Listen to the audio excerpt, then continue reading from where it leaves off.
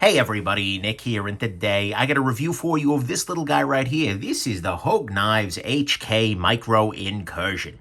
Very, very interesting little knife, and very happy to take a look at it. But first off, before we go any further, I gotta let you know this guy was sent to me by Hogue.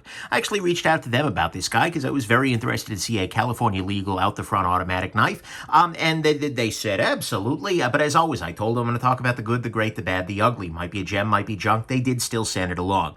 Nonetheless, we have to assume this is the very best quality controlled one of these guys ever, and I'm doing my best not to let that affect the nature or quality of my review. Next thing, size comparison. This is a relatively small knife. Here it is against the Spyderco Delica. What we see here is this is quite small, both in handle and in sharpened blade. Well, and unsharpened blade for that matter. Here it is against the Ontario Rat number 2. Again, this is a relatively small knife. Here it is against the Spyderco PM2. And then here it is against actually a more comparable non-automatic knife. This is the Spyderco Dragonfly. In terms of sharpened blade length, we are very, very similar. There's maybe a 1/4 inch more sharpened length on the Dragonfly here, but in terms of size in the pocket, this thing is really tiny. This guy fits well within the outline of just the handle of the Dragonfly.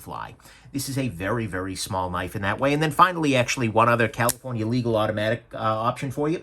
This is the Protect Knives Runt number 5. So this is this is yet another Cali legal auto, but this is a side fire automatic rather than an out the front. See? And actually, that brings me to what the heck is this thing? Well, this is a double action out the front automatic knife. What that means is that there's a little hole in the front here, and as you see, when I move this little button forward, the blade comes flying out of there.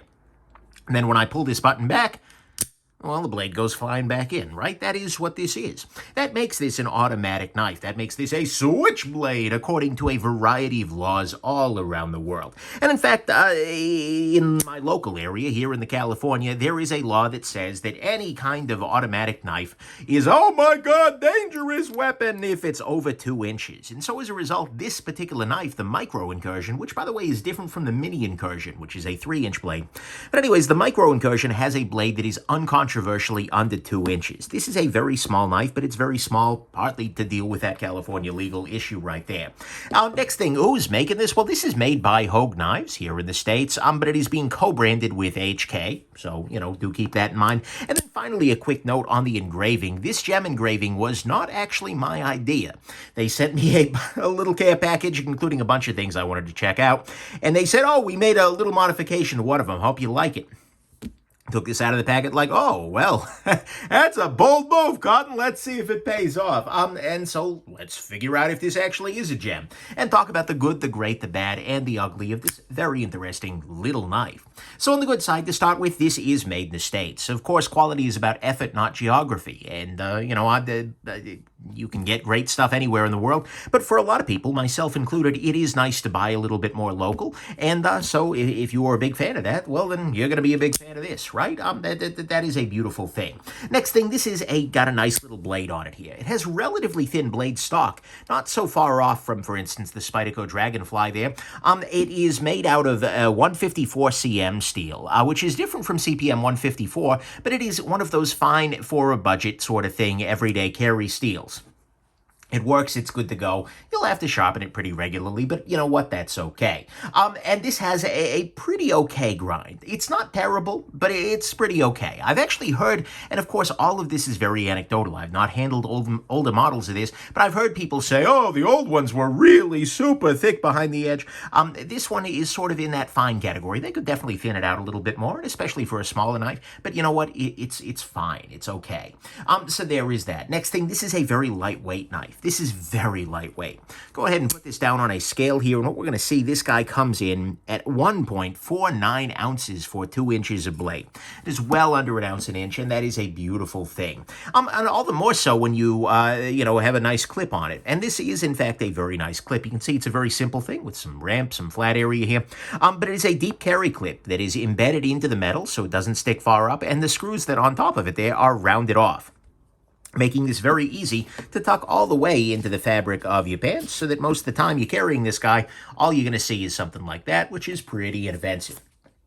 And actually, one thing that's worth noting about this clip is this little portion right here, which means that you can unscrew these screws and then flip the clip and turn it around to the other side, making this knife completely ambidextrous. This is one of those knives that is completely usable with either hand. You flip the clip around, and this becomes just as lefty-friendly as it was righty-friendly, because, well, the main switch is right in the middle here. And that's great. It's very nice to see that. The other thing that this is very friendly towards is people with just one hand. We think about automatic knives very often in the knife community is just like, oh, wow, cool. Oh, switchblade. But in reality, there are some benefits to going that route, and one of those benefits is this is a truly one-handed experience that requires not that much dexterity. As long as you can grip and push, you can open and close this guy with one hand. And in fact, there are laws around the country, at least as I recall, talk to a lawyer, not a jackass, but there are laws in different places and municipalities that say that you cannot carry an automatic knife out the front style unless you have just one hand, acknowledging that this can be an accessibility win for some people with either, with only one hand or maybe limited dexterity in one of their arms. So that can be a nice thing, that this becomes an option. Next thing, price-wise. The price on this guy is $150. And this is a price that was like, okay, good.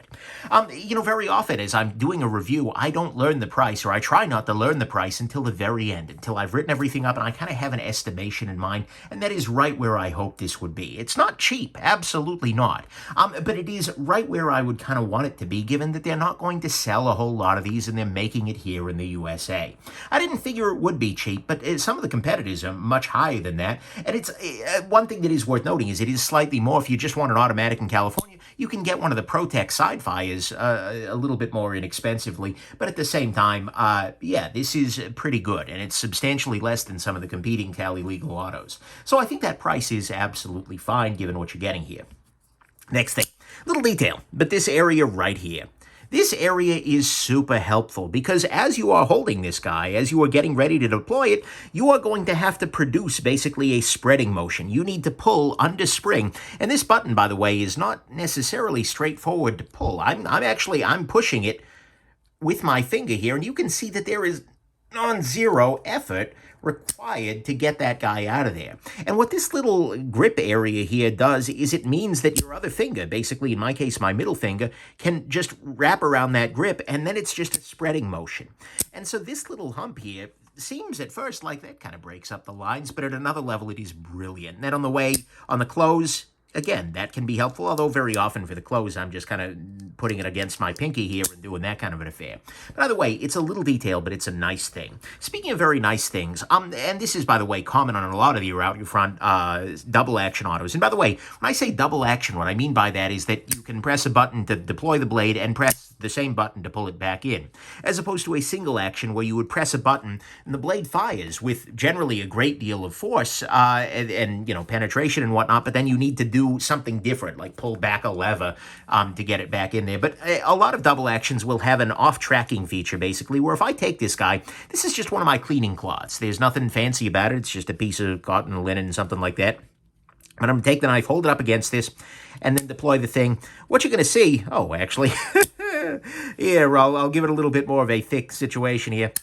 But what you're going to see is that if it comes up against something that is a little bit thick, and if it isn't something I spent last night stropping to make it extra sharp, this will go off the track, right? It will not fully deploy into, a material like this won't embed itself in your desk particularly deeply. At this point in time, it is in a situation, in a state where the blade is just kind of around, right? The way that you can get it back out of this state is just by taking the blade and pulling a little further. You can see that in the disassembly, but it is a nice thing. And then given the strong spring, this is also relatively safe. It would be very, very difficult for me to accidentally activate this guy in my pocket. I actually kind of tried. I was holding it down against something and then trying to slide my hand against it last night, and I really couldn't get this guy to deploy sort of accidentally. You really need to be putting in some effort here. And so this is something that I would say feels relatively safe.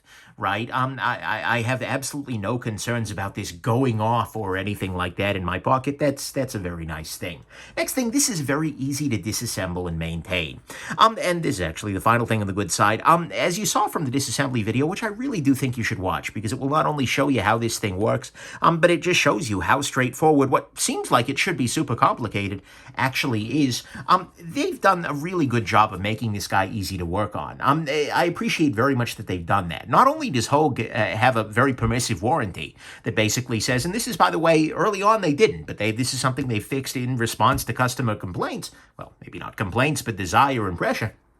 But nonetheless, you have a good old-fashioned permissive warranty that says, you know what, if you screw it up taking it apart, that's on you. But if you take it apart, your warranty is still completely fine. Just put it back together, right? And so that's a good thing. But you're also just using good old-fashioned Torx screws, right? The screws on this guy are, as I recall, just Torx T8, like you can find on any damn thing. And it is very, very straightforward to take it apart, to lube it, to maintain it. If you drop this guy in I don't freaking know, in a vat of maple syrup and it doesn't want to run, it's very, very easy to take this guy apart and get everything running back again. It is super nice to have the option for a Cali legal out-the-front automatic knife that is serviceable in the long term without proprietary bits or crazy warranties or anything like that. I very much appreciate that. And then actually, finally, on the good side, that wasn't the last thing. I was lying to you. I indented my document wrong. But finally, on the good side, I appreciate that it exists, right? California law is dumb in this particular regard. This is not a smart particular law, but at the same time, I appreciate that Hogue and HK have given us something here that does fit this law, that makes an out-the-front automatic available for both accessibility reasons and for snick cool kind of reasons. I appreciate that that's a thing, but it's also going to be super compact, and we'll talk about that in the grade. So first, let's just talk about the good here. All the good was that this guy, frankly, exists, helping us Californians out in the automatic front. It is easy to disassemble and maintain with a permissive warranty and straightforward screws. It has the safety off-tracking feature. It has an extra bulge in there, which makes it much easier to deploy. It's got a $150 price tag, which I feel like is pretty damn solid for this. It is one-hand friendly, fully ambi with a nice clip, lightweight, nice blade, and it is made in the States. On the great side to me, that this was not the thing that I anticipated. In fact, there was a lot I didn't anticipate carrying this knife. But this thing is just so damn easy to carry, right? Because it is tiny.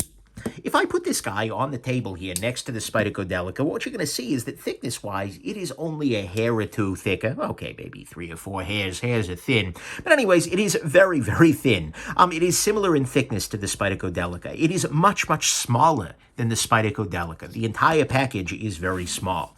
There is nothing really protruding here. You've got this little bit on the side here, but it's kind of rounded well. It just really, and it's just tiny, right? This guy sits in the very top of your pocket, and it just hangs out there. Being lightweight, being completely inert, basically, it carries really, really well. And with this deep carry clip here, that is absolutely great. And so it is thin, it is light, it is self-contained. This is just an absolute joy in the pocket. It is so easy to carry this knife in damn near anything, right? I mean, there have been days I'm wearing freaking gym shorts because I haven't left the house. I can throw this in and I'm not even going to hardly notice, right? And so as a result of this being so carryable, and like this is a knife that would fit very easily in like the key pocket or the fifth pocket of a pair of jeans, or something like that. This is just so damn carryable that I can see this being a really compelling option for somebody who just wants a very small, very lightweight, very easy to carry knife, even outside of California. I think the carryability of this makes this a pretty compelling option anywhere in the world, even if it's designed to deal with one dumb set of laws. So to me, what is great about this knife is that it is a pleasure to carry.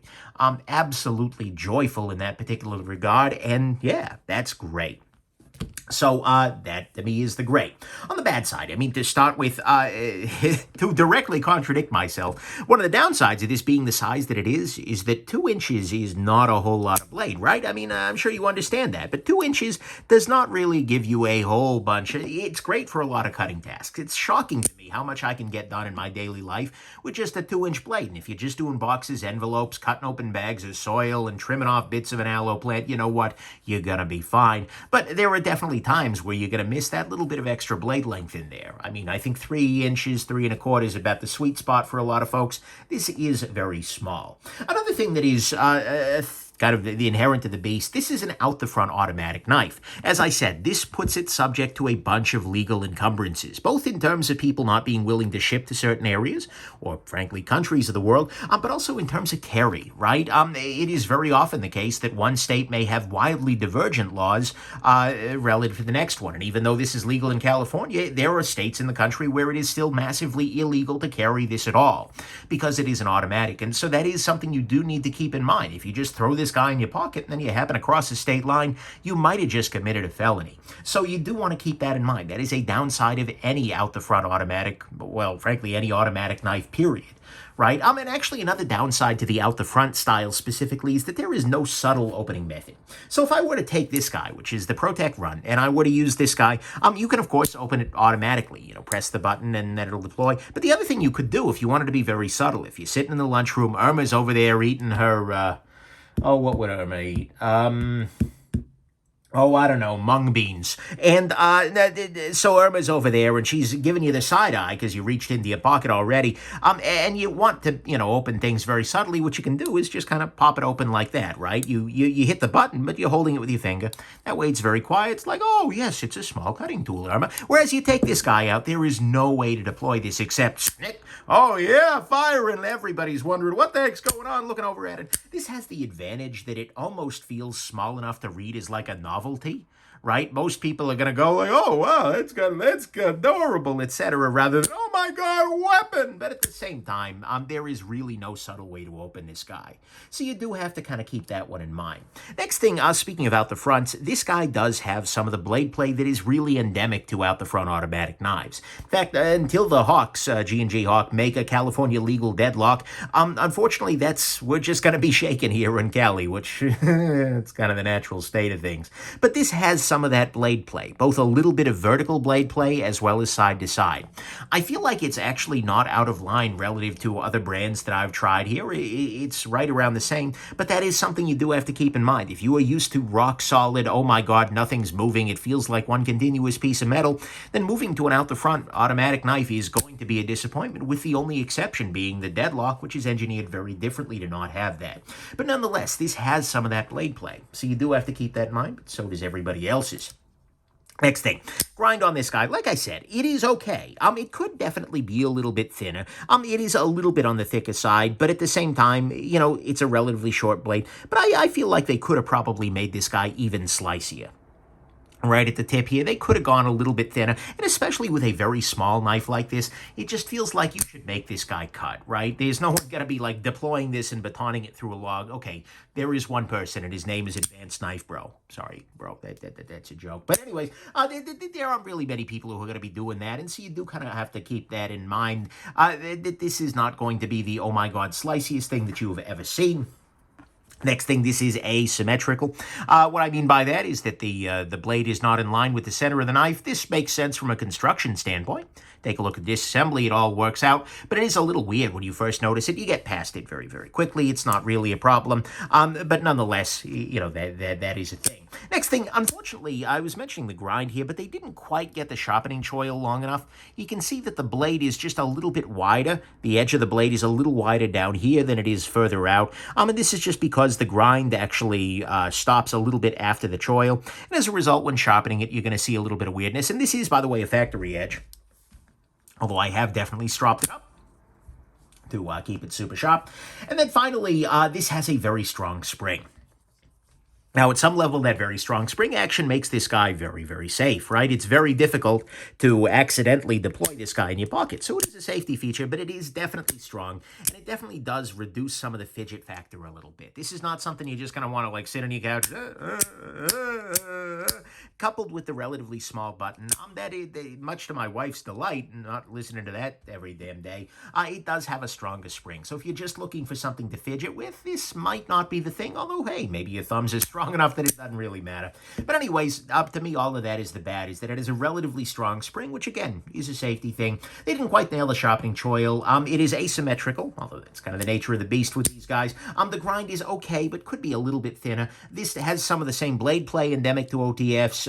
It's not enough blade for a lot of things, and there is no subtle opening method on it, as with any other OTF. On the ugly front, there's really nothing ugly here, so let's go to the final conclusion, which is this is a really great little option for a lot of people, right? Because it's made in the States. It's got a nice blade, a lightweight, a good clip. It's very lefty-friendly, as well as to folks who are all right.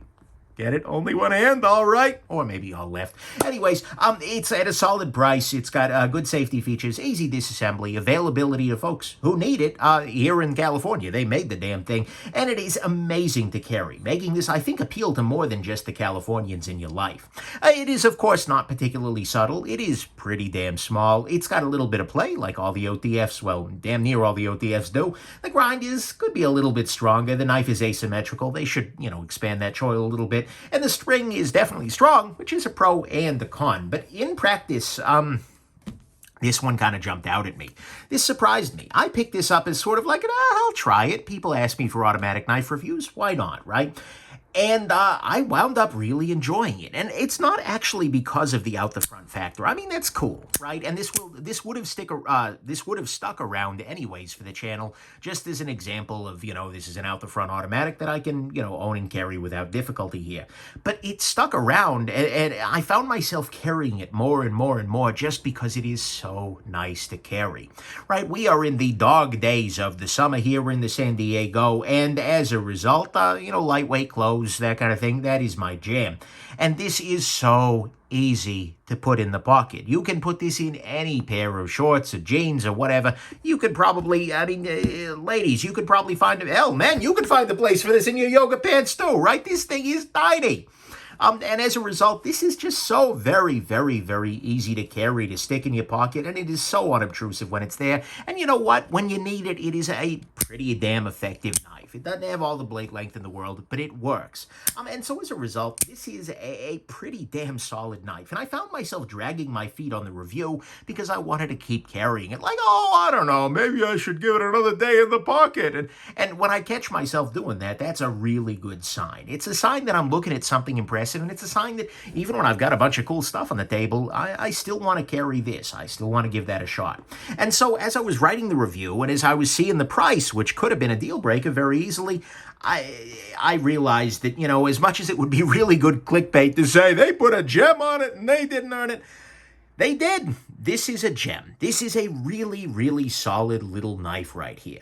And honestly, I think what sealed the deal on the gem status was my feeling like this is a knife I'm going to be recommending to people outside of California, right? There were a number of people who contact me like, Nick, I want something very small. Not even necessarily due to legal issues, but potentially just due to they want something that's very small and lightweight. I think this is going to be a really interesting, choice for folks everywhere. At some level, yeah, it's a little ridiculous. It's a little tiny, and it's probably not going to be your one and only pocket knife for the rest of your life.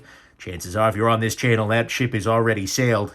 And if you disagree, you're probably lying to yourself, just saying. But anyways, it is super compelling in the pocket, and it's a lot of fun. And it's priced such that I think you can feel pretty okay about doing something a little bit weird, right? This is well within range for a lot of folks with a little bit of saving, and I think it could be worth that. And so this is absolutely a great knife. This is a gem, and it's a surprisingly fun knife to carry, to use, and I think it works really well. So if you're looking for a California legal out-the-front automatic, or you just want something tiny, light, carryable, and fun, and you know what? I think this guy could very easily make an incursion into your knife box. This is an OTF the table. Get it? OTF, OTF. I'm not JK about this HK. Okay, anyways. Hope this has been interesting to you, that this review didn't feel like it was written on automatic, and that you have yourselves just an absolutely wonderful rest of your day. Bye now.